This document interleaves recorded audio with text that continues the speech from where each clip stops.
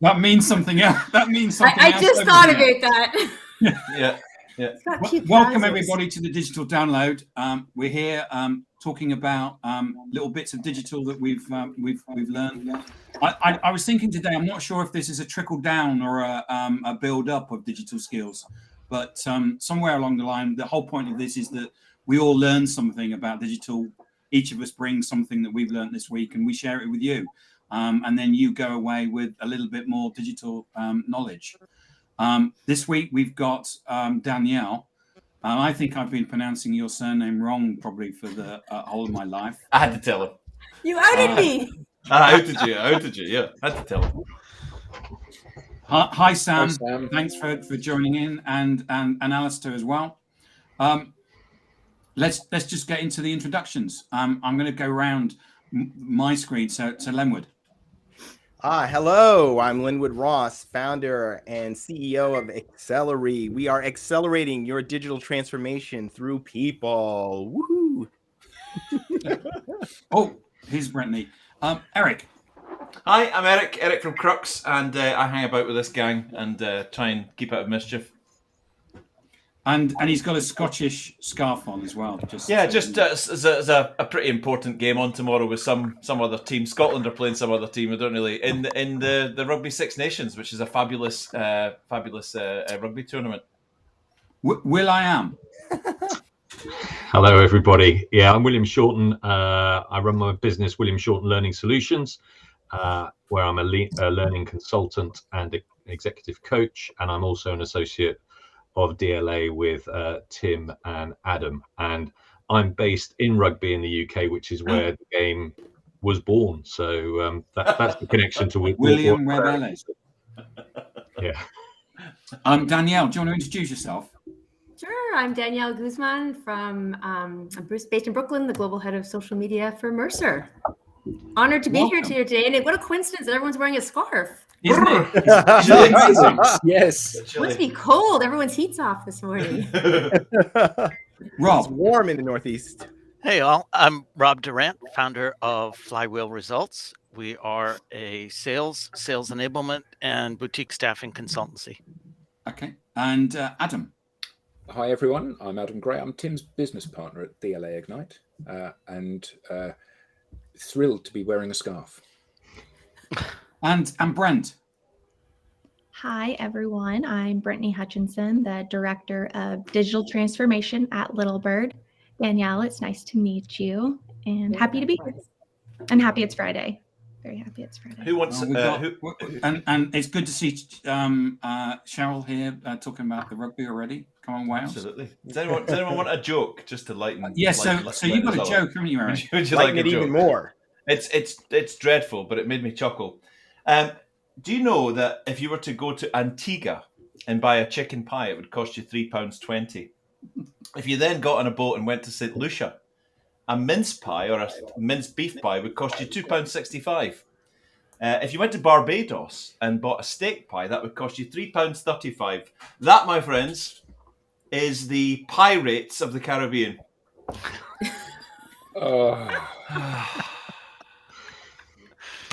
Well, yeah, just go. Close the door on your way out. That was horrible. Horrible. I loved it, Eric. Thank you. So Danielle, welcome. Thank you for popping on and being our guest. I did throw some questions at you, and I wanted to do something that was not to do with social. I wanted to actually talk about things like the Great Resignation, work and stuff like that. And I would love to get your perspective on it and share it with us. And we'll chat and debate it. That sounds great. Let's do it. Yeah, big time. Okay, good. Thank you. The floor is yours. The floor is mine. I think you wanted to talk about the Great Resignation, kind of more broadly, and just work and what's happening. And I thought it was a great topic to chat about because I think all of us here, regardless of our form of employment, are a part of that conversation. Absolutely. And I kind of think, in my perspective, that this is a long time coming when we think about just the way we all work, for as long as I know at least. in my career, there's been long-standing traditions, and those traditions date back for years and years and decades. And the question is why? Everything else around us is changing. I mean, every day we live in a state of change that is faster than the day prior, yet the way we work has more or less remained constant. So whilst the pandemic has kind of been super, challenging and on many levels a huge travesty, at the same time, there's some silver linings that have come out of that. And part of that, I think, is human empowerment and really a stop to start thinking about why do we do things the way we do them? And can we do them better? And can we create a more inclusive and equitable society in the world of work? And to really make a work a part of our lives rather than fit our lives around the way we work. Wow. Yeah, here. I love that. Brilliant. Yeah, I actually heard something from, I was talking to a prospect yesterday, and they said that what happened for them was that they were used to selling to the same people all the time. It was and each of the sales people had their little black book of contacts. And he said that 50% of the people that they were selling to have just disappeared. They said, "I'm not doing this anymore." So they've got this situation as a business where there's an expectation that we're going to grow as a business, but actually the customers, what they had, have just gone. Yeah, interesting. When you, I suppose the concept is that 50% have gone, and there's an evolving wheel of, new and startup and growth and development, and then fall away, and that's just constantly repeating, right? Well, I think there is, but I had a call with somebody earlier today. They're quite successful in the corporate space, and they're on a fast track to being VP in a large corporate.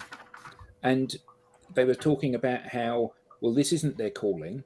So ultimately, within the foreseeable future, they will leave and they will retrain to do something that actually matters to them.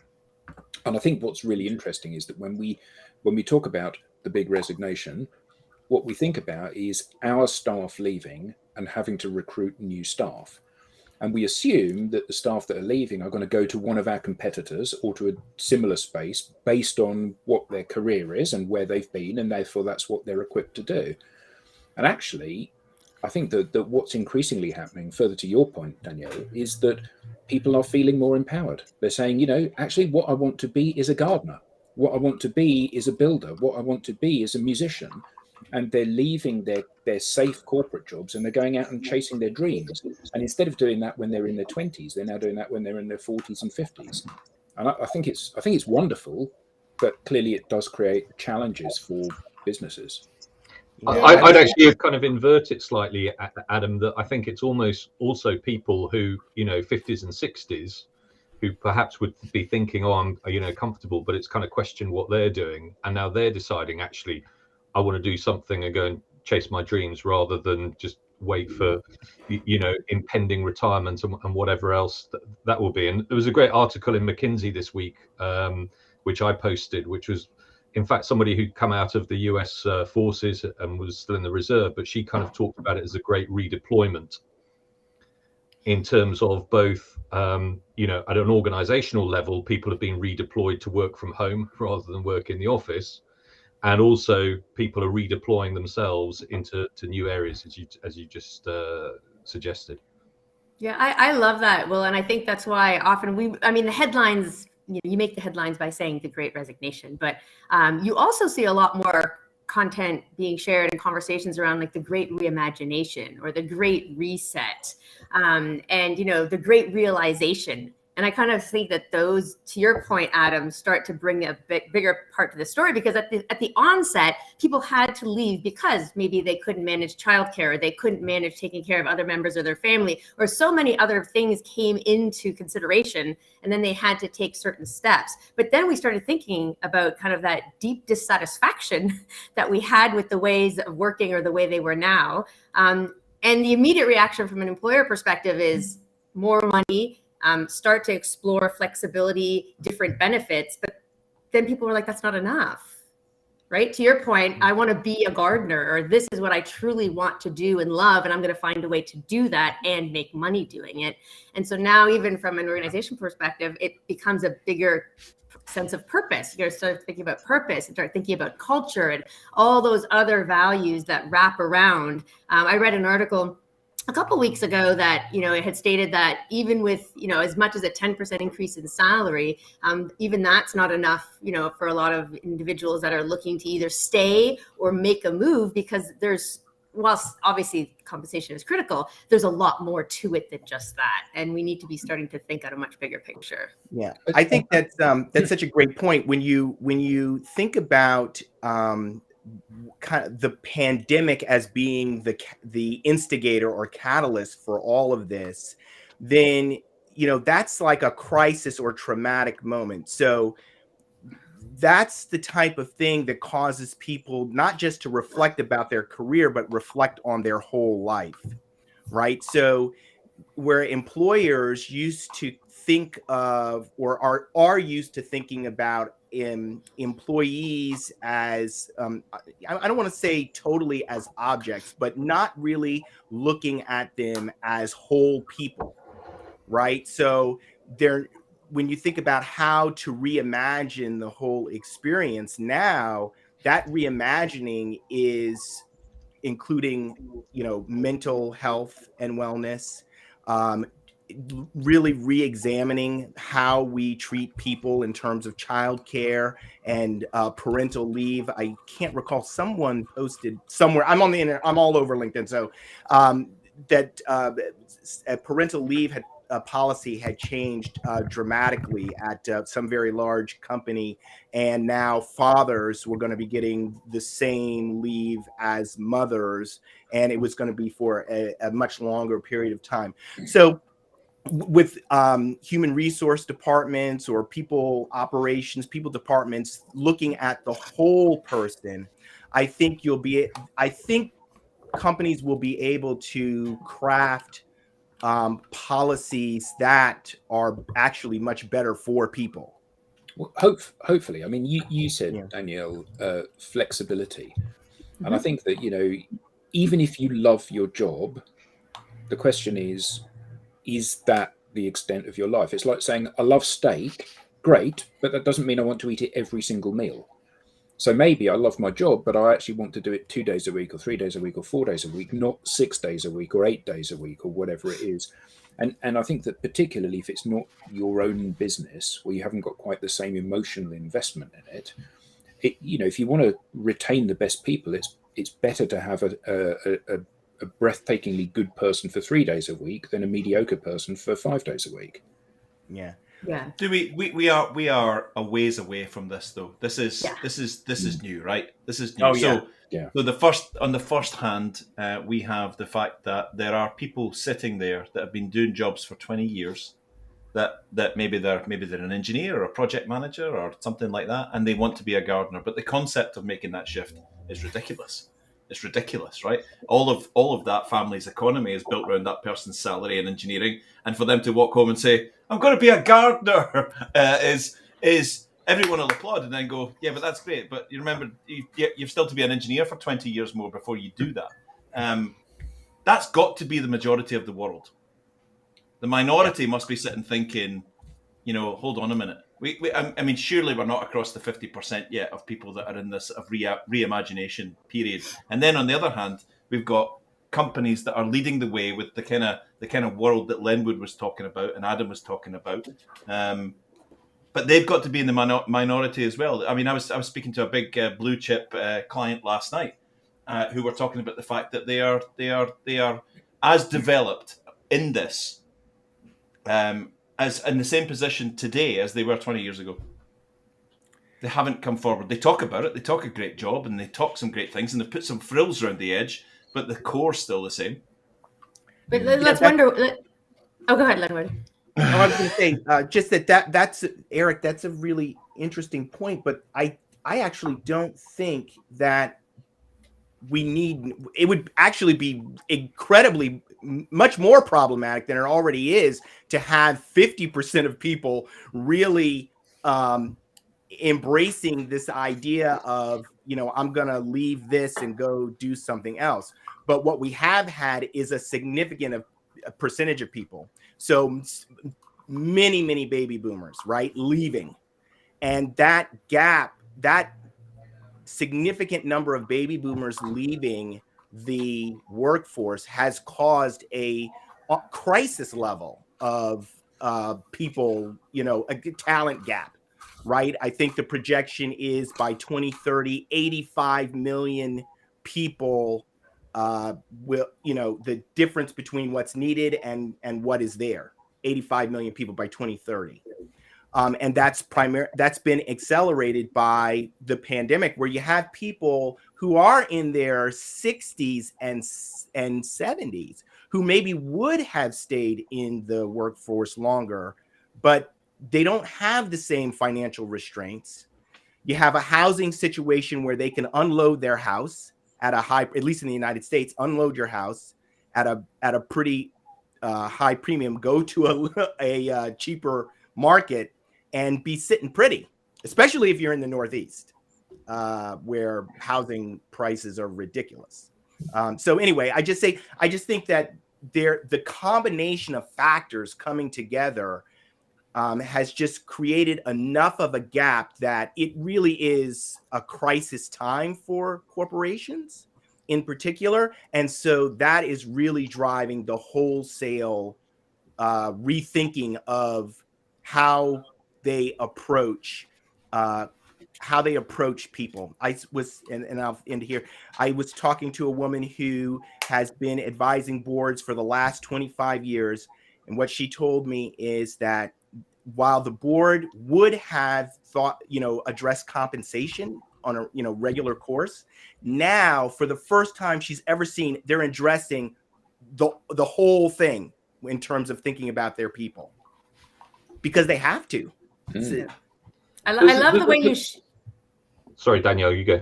Yeah, I was going to say, I love the way you shifted that, Lenwood, because really we've been talking so much about we're reacting to what's happening, and we're trying to figure out how do we react, and how do we react fast enough, and how do we get ahead of this, when really what's needed is to really start thinking about that gap that you're talking about, and the need to consider, lifelong learning and reskilling, not just of current individuals and leaders, but of future leaders. And that speaks a little bit to what you were saying as well, Eric, in that there is a lot of change, but we're only seeing the outer lining of that onion. Yep. Because when you think about it, if you're a large organization, what does it take for you to enable flexibility and freedom to work from anywhere, as we hear a lot about?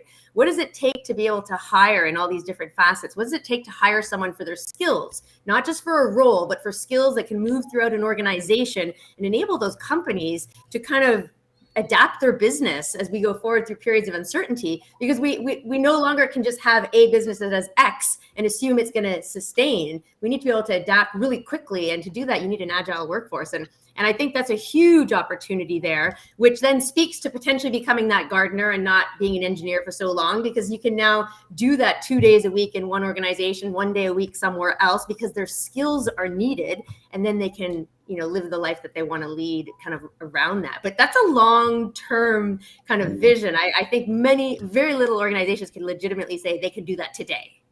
The big issue, I think, building on what you said there, Danielle, is all around speed and acceleration. Because, to go back to Lenwood's point about the baby boomers, lots of organizations, just through pure demographics, we know that age group of baby boomers is coming up to retirement age. So everybody would have been imagining, we've got to have a plan in place to try to offset this skills gap, this knowledge gap that we're going to have leaving the organization. But what's happened because of COVID is that whole process has accelerated. Yeah.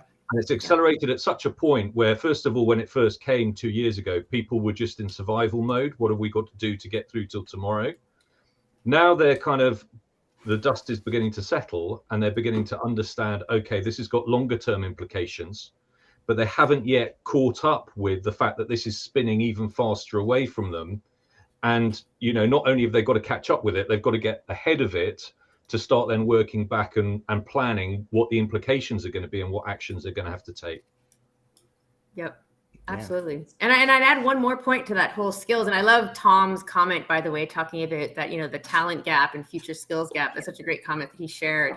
And that divide is just going to keep widening. And I think one of the things, and I think, Tim, you and I have kind of exchanged on a couple articles we've seen over the past months, where we talk about employee and individuals and the need to close the training gap, build skills.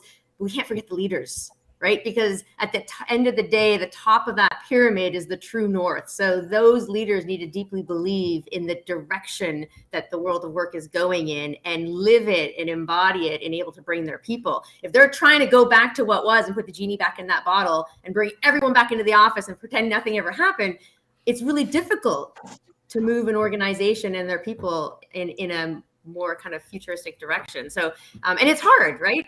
Change is not a natural behavior for humans. It's really hard. Yeah, Yeah, to your point, I feel like, go ahead, Brittany. I feel like there's really 3 levels. So you've got the people who want to separate from corporate, want to chase their dreams, and they want to start a business, and they're going to do that no matter what. So in 2019, I was just done, miserable, unfulfilled, so I left. But I remember thinking, like, not everyone is cut out to be an entrepreneur. Not everyone really can. Maybe they have a family to support, or not everyone has the means to do that. Or and like with 75% or 80% of people being unhappy in their jobs, like those people deserve to be happy too. So with the pandemic, now you have like the second level of people who are exploring gig economy, and they're keeping their day jobs, but they're following a passion. They're on Fiverr. They're finding a way to like be able to explore the creative side. But then you still have like a third level of people who they don't want to do that. They just want to work their 9 to 5. They just want to be in corporate. Yep. They deserve benefits. They deserve to be treated like humans. And I think the Great Resignation really should be focusing on those people. And as leaders, you should be structuring your training plans and focusing on that last level of people, because they deserve all the same rights. But can leaders understand this though? So, you know, we do some work with law firms, for example. And the way that law firms are structured is you join as a junior associate and you work your butt off. And then you become an associate, and then you work 1,500 billable hours plus per year, and you do that for 3 years. And then you want to get to that easy street. You know, you want to become a partner in the business where the people that come in at the bottom push your salary up because you get a slice of the work that they do. And in a lot of organizations, the leader, who's generally an older person, will look at the situation and they'll say, well, I didn't have it that easy, so why should you? Now, I know that that's a rather self-defeating way of thinking about it, but a lot of these people, they're in a position where for them to vote these changes through would be the turkeys voting for Christmas. You know, I worked 2,000 hours a year to get to this point, and now I'm monetizing that by you working 2,000 hours a year. And I'm not going to put an end to that, because then I've got to start working 2,000 hours a year again to get my 7-figure salary or whatever it is. So there's an inherent inertia here that has to be overcome, isn't there? Yeah. You know, coming from that world, you know, I will tell you that one of the things is easy street doesn't really exist. Even today in big law firms, the partners they're making a ton of money. Don't get me wrong. They're making a ton of money, but they're also working a lot of hours. And I think that, you know, this is why this is such a crazy time. Adam, to your point, there are tons of people out there that are thinking that way. But then there are also these scrappy people who are maybe in millennials or Gen X that are saying there's an opportunity here, because we can reimagine this business model and we can deliver this service at a price point that companies want to pay, not $1,200, $1,300 an hour, and we can disrupt these firms. That is happening in every industry. So if you're saying, hey, exactly what you said, if you're someone in executive leadership in an organization and you're saying those statements, that is a sure sign that somebody is coming for you. I mean, somebody is coming for those clients. And we know from our experience in social that it is easier to get at a client today, not that we're going to get, than ever before. So, Adam, sorry, Leonard. Yeah. I think, Adam, to come to your point about, you know, do organizations understand this. Organizations, I think most of them are filled by pretty intelligent people. I mean, they do look and watch and read everything that's going on. So, I think unless they've been burying their heads in the sand for the last 2 years, they know some of these challenges are ahead. I've had experience in big corporations. They can be a little bit recovering addicts. They know there's a problem. They put their hand up. They've gone along to the meeting and said, yes, we've got a problem. The big issue is, how do they overcome that problem? Yeah. And working out, okay, for us in our context, what are we going to do about that? Well, only there was a 12-step program. Will, you brought it up in your training this week. If you want to kind of explain the idea of reverse mentoring, I thought was pretty cool. Yeah. I mean, I'm sure we've all had examples where we're used to mentoring kind of from a hierarchical position. Somebody who's got experience, sharing it with somebody lower down in the organization who's just come in. Reverse mentoring is something which is getting much more popular, especially for kind of dinosaurs like me, who've got very little kind of technical knowledge. And therefore, it's great to have somebody who's relatively new, who's much more technically able than I am, for example, to suggest how I can adapt to the new technologies, new platforms that are coming out, or indeed how to plug a mic in. Indeed. But we're seeing that the knee-jerk reaction is going on, right? The knee-jerk reaction is because salaries are going up. They're going up, even for people with no experience. Starting salaries in New York, first years out of law school, $200,000. But is that enough sustainably? It probably out of the gate, it probably fills the need, it pays the bills, etc. But are you going to actually build an engaged workforce that is going to stay with you? No, yes. No. I mean, it's yes, never you worked. are. It's never not in law. You are. How dare you? In law firms, I know. I'm throwing. People start leaving within 3 months. Order. 3 months.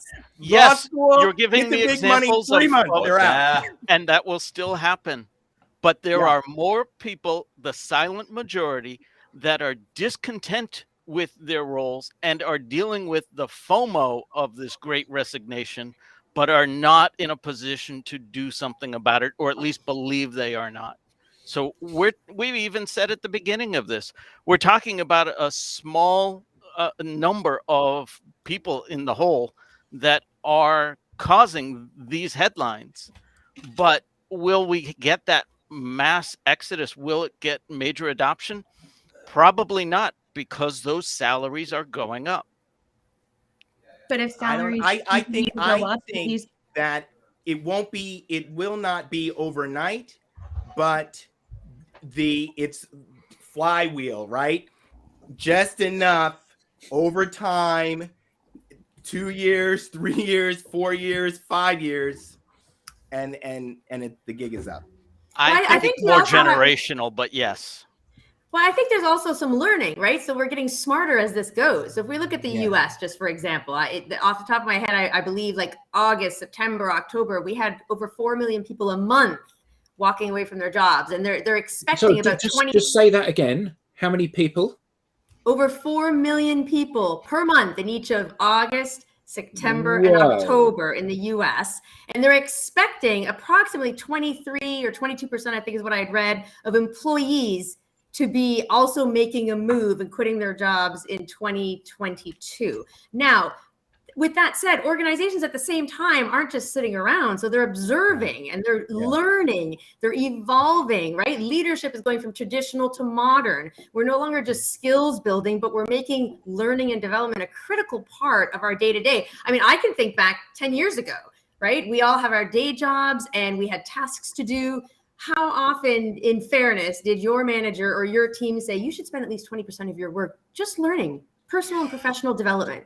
Probably not that often, but we're seeing more and more organizations now making a critical part of the roles because yes, you have some generations that want to relearn, reskill, and evolve into a new direction. You have some that are younger and learning and just coming into the organization, and they're hungry and they want to learn and they don't want to be put in a box.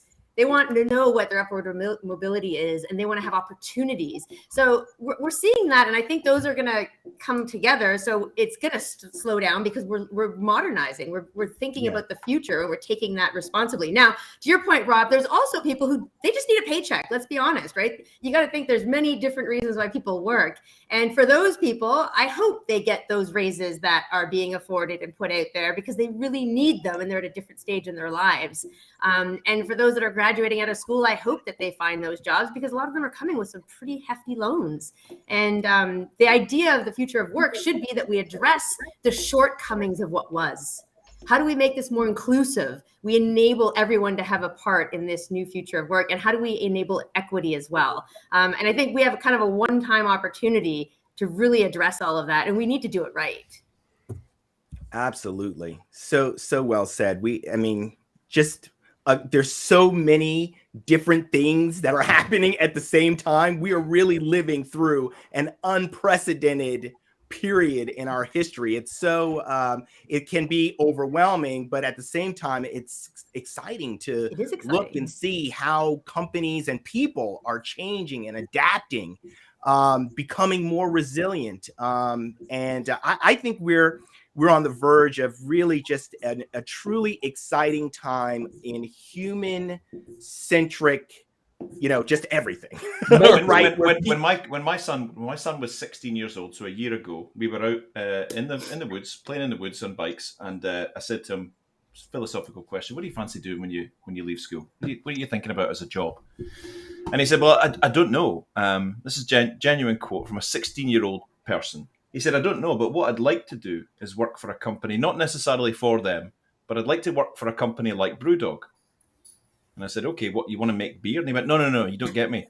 I want to work for a company like Brewdog because their CEO, James Watt, is very good on social media. So I carried on cycling, and a couple of days later, that sort of smacked me around the head, the importance of that. A 16-year-old kid visioning himself and imagining himself working for a company because their CEO is very open and very... Now, this is before James's troubles. James has had a troubled period in the last year or so, but still lives his life. He's a CEO of a big multinational funky beer corporation that are taking over the world. Just opened in Las Vegas, a big hotel and all that. And there's a 16-year-old kid envisioning himself working for a company like that because the CEO is very good on social. When I was 16 years old, I didn't know what a CEO was. My sphere of vision in the world went as far as I wondered if I could put a bigger wheel in the back of my bike. Seriously. Bigger forks on the front. Bigger forks, Like yeah. How could I do that? If I go to the scrap dealer, can I get better forks? And can I put those forks from a scrambling bike onto my rally grifter? But there's so in isolation that means nothing. Think about that across all the universities and all the colleges in the world where young people who are making decisions about where they're going to go and work. Will I go and work for... Yeah, okay, of course there'll be people that go and work for the sort of older-minded institutions and go and work for those companies, but people are putting their chips down with companies who are living their lives on social, being open about what the culture is, being open about their challenges and all of that. And as much as we talk about qualified relevance, using visibility on social media to qualify relevance from a sales perspective and a growth perspective, that visibility and qualified relevance also works towards potential new recruits and your current employees, right? You're qualifying relevance through visibility to your own employees, to future recruits, and to your markets. It works across the whole piece. Enough said. Yeah. And you bring up such a great point, Eric, because when we think about, so your son is 16, and I was kind of going through an exercise earlier this week with some colleagues, and we were specifically looking at LinkedIn, right? So that might be the on the lower end of the platforms that your son might be hanging out on right now. But what we're not thinking about is, I think the latest LinkedIn statistic said that the 18 to 29-year-olds on LinkedIn represent almost 30% of the population on this platform right now, watching what we're doing, observing and learning from CEOs and brands. Yet what we would maybe think of as a key decision maker is typically maybe 45 to 65, those that are actually in decision-making roles, which organizations are targeting, they represent less than a quarter. So it's a really big opportunity. And those that are observing and not maybe active in conversations, whether on LinkedIn, on Facebook, or any other channel, is this really young generation. And I think the latest Edelman Trust Report came out and talked about kind of this whole concept of trust and who's trusting who. Well, it's organizations and their employees, it's CEOs that are becoming the more and more kind of leading in the trust factor. And these younger individuals that are determining, where do I go next? What do I want to do? Where, how, why? They're observing all of this. So you're either silent in this conversation or you actually start having a voice to be able to attract and engage that generation that's coming up as our future leaders.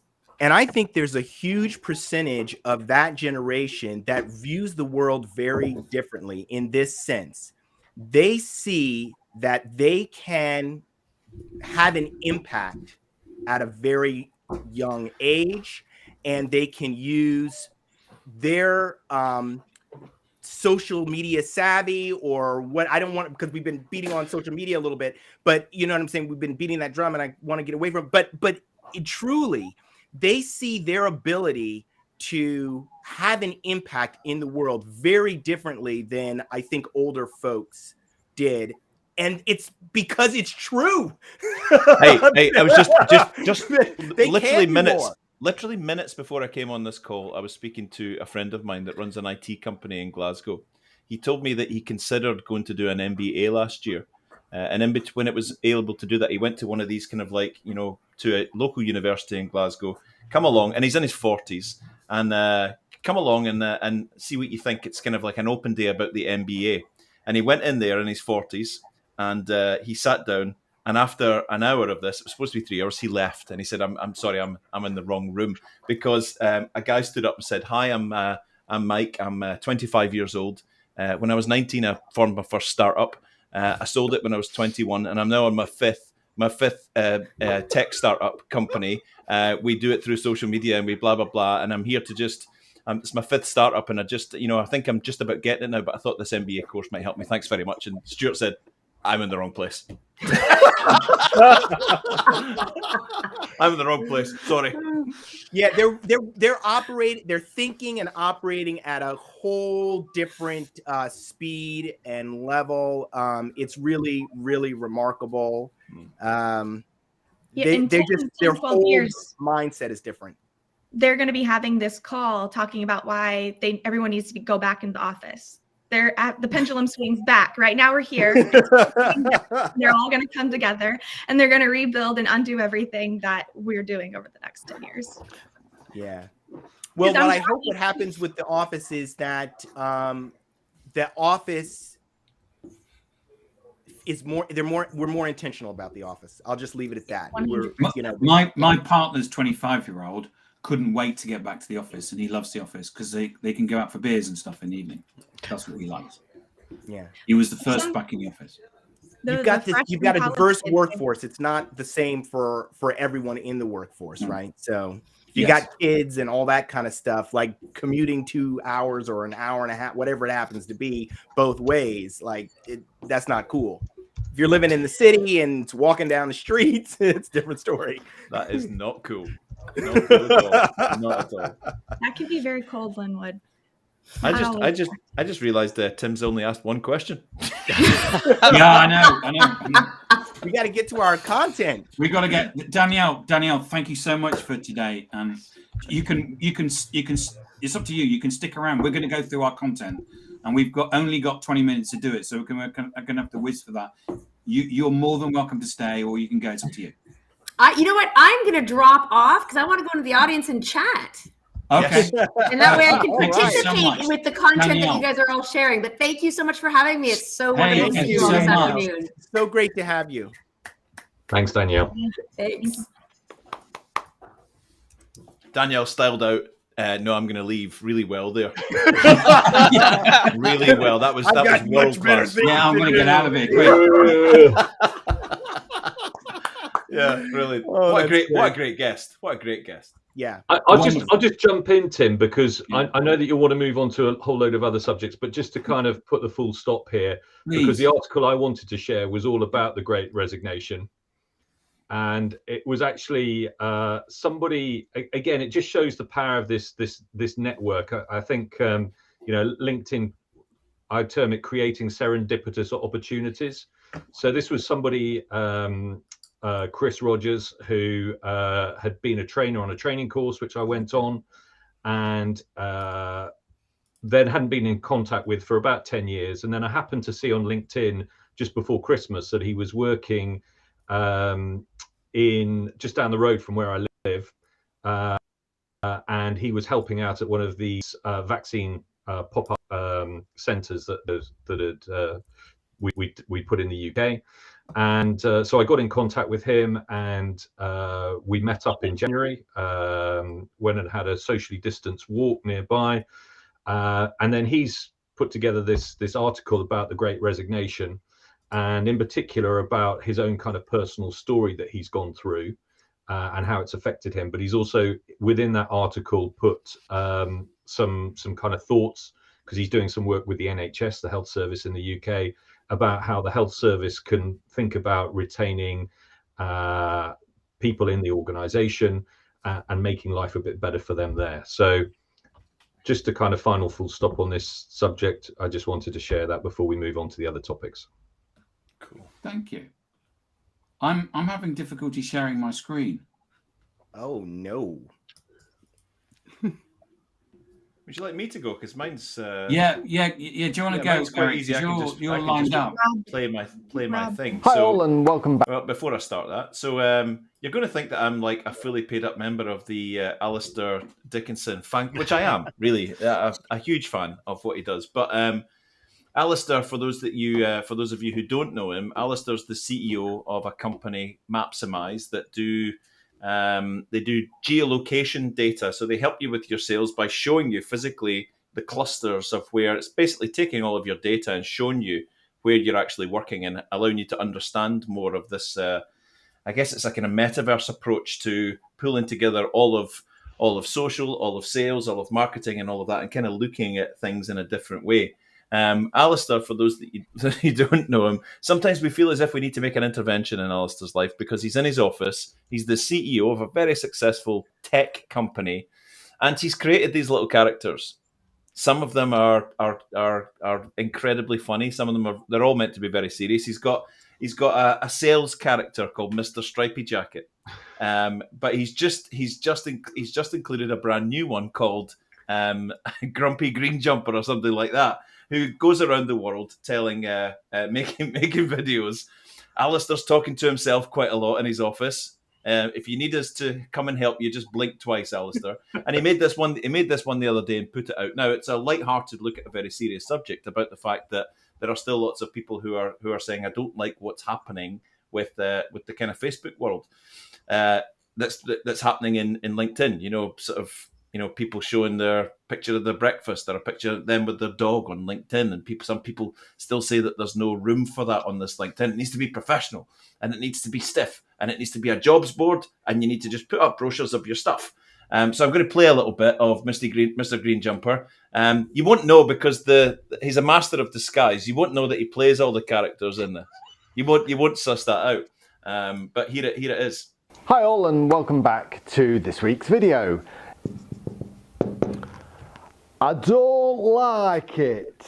Sorry, what don't you like? I don't like it because it's becoming more like Facebook every day. What is? I've said it before and I'll say it again. LinkedIn is becoming more like Facebook every day. But surely that's a good thing, right? No, I don't like it. I used to like it when I could post my company brochure and then just leave voicemails for people who didn't want to talk to me. This social selling stuff, I don't like it. Is LinkedIn becoming more like Facebook? Do you know what? Since I've come back from Christmas, I think I've had about 8 people tell me that LinkedIn is becoming more like Facebook. So that's just a little snapshot. For the eagle-eyed amongst you, I said to him, on that video, is that a giant pot noodle beside you? And he said, no, that's actually a replica of, there's a show called NCIS and there's a lab tech. Anybody a big NCIS fan? I can't remember her name if Alistair's in there. And she uses that very cup And that's an exact replica of the cup because he's a big NCIS fan. He's also got, as you've noticed there, a little tribute to Tom Hanks' Castaway. He's got a real proper Wilson. So a modern CEO taking a light-hearted look at a very serious topic, which is social networking and growth on the LinkedIn platform. And I think Alistair sort of represents, he's in his 50s, right? He's in his 50s and he's a CEO, of which we know of many these days, who's actually realized that, okay, he runs a data company, a tech company. He also runs a media company. He's got a studio. He's got a podcast studio, a very successful podcast. He's a very social person and he lives his life and creates connections and creates influence and creates that relevance that we talk about all through social media. And happily admits that he runs two companies, a media company and his tech company. That is all. Thank you so much. I hope the check's in the post, Alistair. But you used that expression about another client of yours, didn't you? Where you said that the chief exec said, we're running two companies, a company that does what we do and a company that is a media company. Yeah, and without absolutely. that, no one knows what we do. Yeah, and he had that epiphany, a very technical company that do inspection work with fancy drones and stuff like that. He wrote a post about it. It's only just hit him. He had a thunk moment. Trademark. It hit him round the head like a sledgehammer one day when he just stopped and thought, and he said, we're running a media company. We're running a media company. I'm a CEO of an industrial organization that services power grids and nuclear and oil and gas platforms and all of that. And we had a meeting this morning to talk about our podcast. And we've got another meeting this afternoon to talk about our network growth as a team and what we're doing to address that with content and stuff. So, yeah, it's there's such a strong wind of change out there right now. It's brilliant. Can I give a try to sharing I've not done this yet, so I'm going to give this a see if this will work. Oh boy, It better not be like Facebook. Here we go. I'm sharing. Hopefully, you guys. Yep. Yeah. Okay, good. Okay, so this is Gavin McMahon, who's he's a founding partner of a management consultancy called Fast Forward. They focus on here we go. Great. They focus on storytelling and learning design and coaching, leadership development as well. Anyway, I think that kind of toxic corporate culture is one of the things that people are running away from now because they can. And so he offered something that actually Will had mentioned earlier this week. I'm going to be using profanity in this little bit here, so hopefully people will not be too offended. But it's the old shit sandwich. Yay, old shit sandwich, right? You say something nice, and then you give them the filling. You say something bad, and then you say something nice. You see, right? Exactly. And what he was offering was a different take on that we really shouldn't be doing that because really everyone knows what they're about to eat.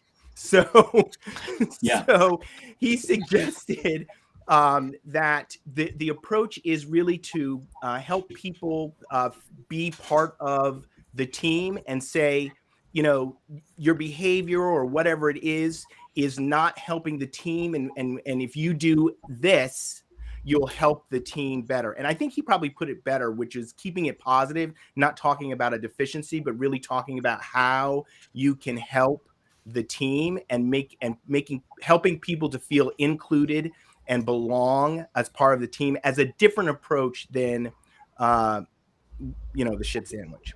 So I wanted to share that because I think it's a great idea and much more appropriate for an inclusive and welcoming culture.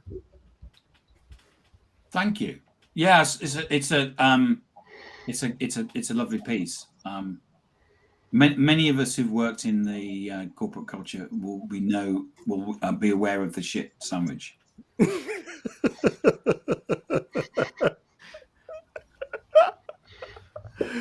Oh, great. So who's going next? I'd like to, if you don't mind. Yeah. Please load up your. I think I have. You have. Oh, wrong one. Sorry, it moved. So, as it happens, I'm bringing the conversation back to the Great Resignation. The post I want to share this week came from Anthony Parker, General Manager and Regional VP of Sales EMEA at MindTickle. In Anthony's post, he quotes Jake Paul, an internet personality. And the sentiment essentially is that life is too short to spend it pursuing something not linked to passion. In other words, do what you love. A powerful message. And as we've talked about earlier today, COVID's bringing about of the Great Resignation seems to epitomize this sentiment.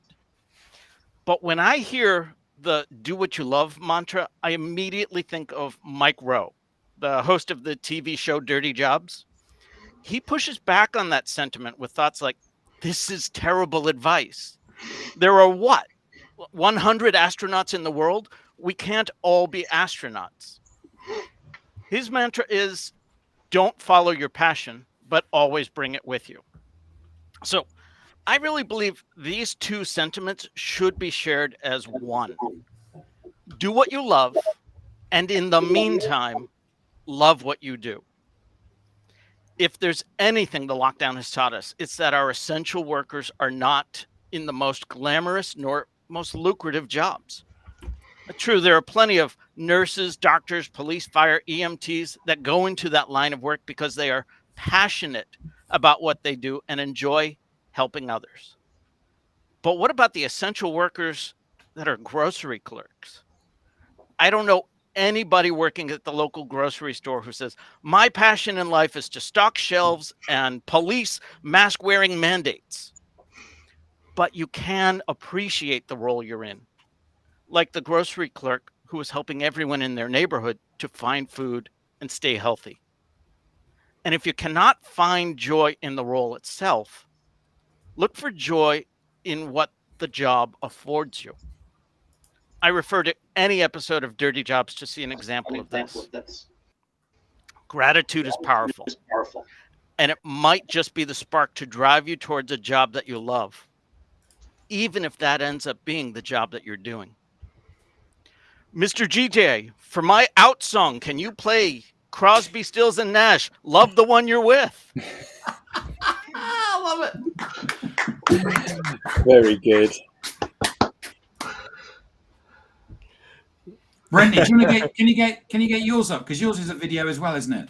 Yes, I will definitely try. So I need to share the window or the Chrome tab to make the video play. The tab, right? I did it wrong last time, so. Which one is it, Eric, to make the video? She's got. So I'll try the tab, I think. Feel the fear. If it doesn't work, I can speak on it. I've already failed. You can act it out, can't you? Oh, yeah, here we go.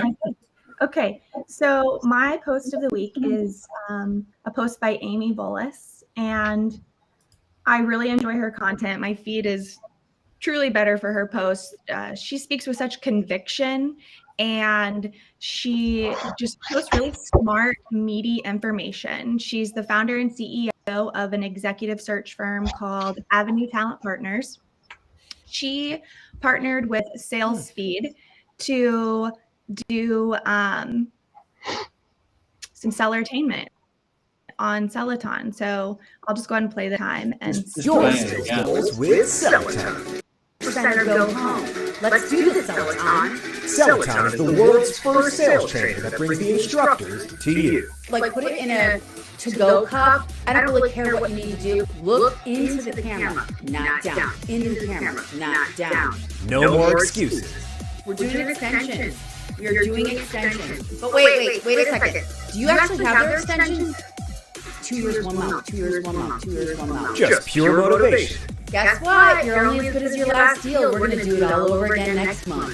Visit www.celoton.net to discover all the Celoton trainers and learn how you could win a 1-year membership to JD Sales on Demand. Very, very good. There's a longer version on the website as well. Oh, that is excellent. There is. Well done. And there's a few things about the post itself of why I wanted to share. Yes, the video is great. Yes, it has a way of standing out. There's a cool like partnership aspect of it. So Amy, along with some other leaders in the space, they've partnered with SalesFeed to do their own. And then also there's just a message that not every post needs to go viral. Like that's not the purpose. If you look at the amount of engagement she's gotten on the post itself, it's just like a really healthy number of like likes and comments, but like genuine followers. So yeah, it might not have 10,000 likes or 10,000 points, but it's just like a really quality engagement that she has on that post. Fantastic.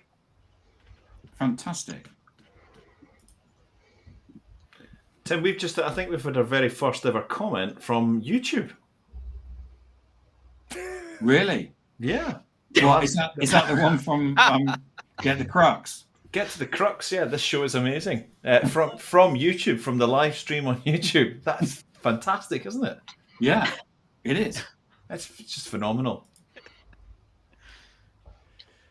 We're famous. It's almost as good as Rob put it. Rob sounded like old Father Time when he said, "I think Jake Paul is an internet personality." One of these newfangled internet personalities. The what's-a-net? The interweb, I think they call it. Adam, do you want to share yours? Yeah. So this was quite interesting. Tim and I ran a social selling program at a company, and towards the end of that, one of the people that we were coaching left, and they went to start somewhere new. And they'd had a couple of really successful posts, but I've not spoken to this guy for probably 6 months. And then today, out of the blue, I got a message from him saying, "Oh my God, look what's happened to my post." So I don't know if you can see that, but he's had 4,748 likes and 144 comments on this post. And he was just like, "I've waited a long time for this, but check it out. Look what's happening." And it's great. And this is an example of somebody finding a piece of content and then sharing that content with a tiny little bit of narrative, but just something that their audience loves. And as you flagged, Eric, with your video, this is not a corporate brochure. This is something which matters to people, which is completely unrelated to work. And what we do know is that there are now just under 5,000 people that he can drop a message to and try to strike up a conversation with, because there's 5,000 people that have put their hand up and waved at him across the internet. So I think that there's a lesson here for everyone. Keep doing the right things, do them regularly, and you too will get success. And the third thing, post more Lego. Yeah, we're all going to post more Lego. Go and post some more Lego. On that video that you're speaking about, I'm absolutely mortified. I put out that video about qualified relevance, and I got some nice interactions from some people. Then I started getting really weird comments about small eggs. And I realised that I'd made a video which was entitled, "Don't Chase Visibility, Aim for Qualified Relevance." Qualified relevance. Well, it's a bit like Arctic Saviour from last night on The Apprentice. Brilliant. Yeah. You might need to explain that, Will, to people.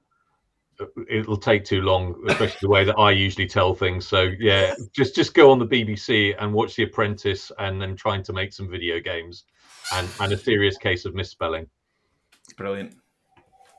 Was there an Arctic? ARTIC? Yeah. That was the name of their game. Nice. And it was set in the Arctic. And then the further mistake they made was they had to rescue penguins, which, as the expert said, there aren't any penguins in the Arctic. Oh, fabulous. The machine must have been broken. It's Arctic or Antarctic. And yet they had polar bears, and you don't have polar bears in the Antarctic. Were there quails there? Quite possibly. Yeah, indeed. What a show! What a lovely show it was. Well, today. thank you, everybody. Thank you, Tim. Yeah, we're going to finish up on time. So thank you to Danielle. Yeah, thank you. All the interaction. The first message came in from YouTube. Brilliant. Amazing, isn't it? That person texted me and said they tried to comment on the Twitter live, because we're live on Twitter as well, and unfortunately you can't comment. Yeah, I don't think you can. No. So thanks, everybody. Thanks for tuning in. And next week, the guest editor will be Adam, I believe. Oh, indeed. Adam. So we're looking forward to that. Don't. Can you ask us? Can you ask us all the questions via the medium of folk music?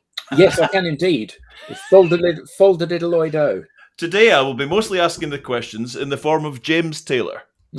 We all have to have our fingers in our ears for. You do, and a pint of real ale in your hand.